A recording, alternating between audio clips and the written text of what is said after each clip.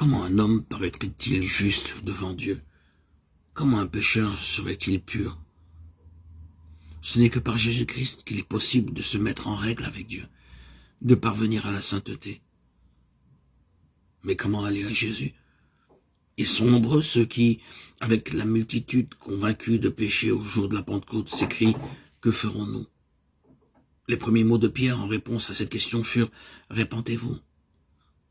Un peu plus tard, il leur dit « Répentez-vous donc et convertissez-vous pour que vos péchés soient effacés ». Acte 2, 38, 3, 19.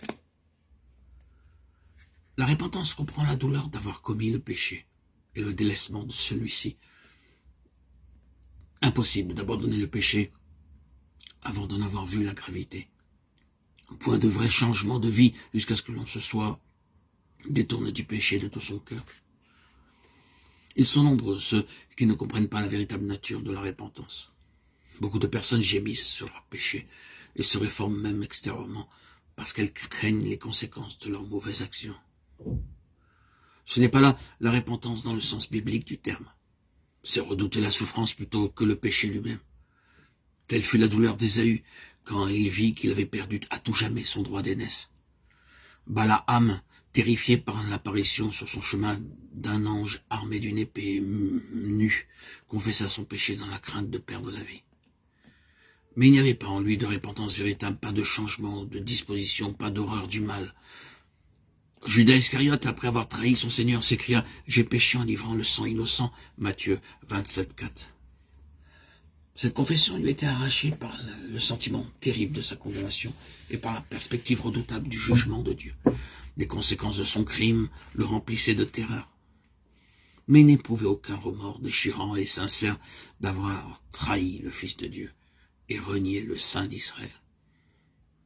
Pharaon, au moment où les jugements de Dieu s'appesantissaient sur lui, reconnaissait son péché, mais ce n'était que pour échapper au châtiment, car dès que les plaies s'éloignaient, il recommençait à braver le ciel.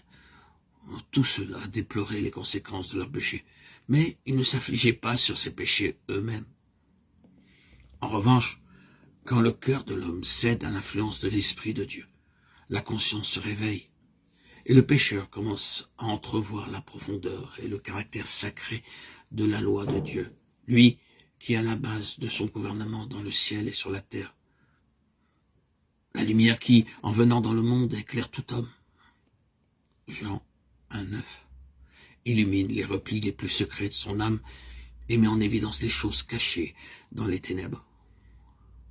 La conviction du péché s'empare alors de son esprit et de son cœur, saisi du sentiment de la justice de Dieu. Le pécheur est terrifié à la pensée de paraître coupable et impur devant celui qui sonde les cœurs. Il voit l'amour de Dieu, la beauté de la sainteté, la joie de la pureté. Il désire être purifié et entrer en communion avec le ciel.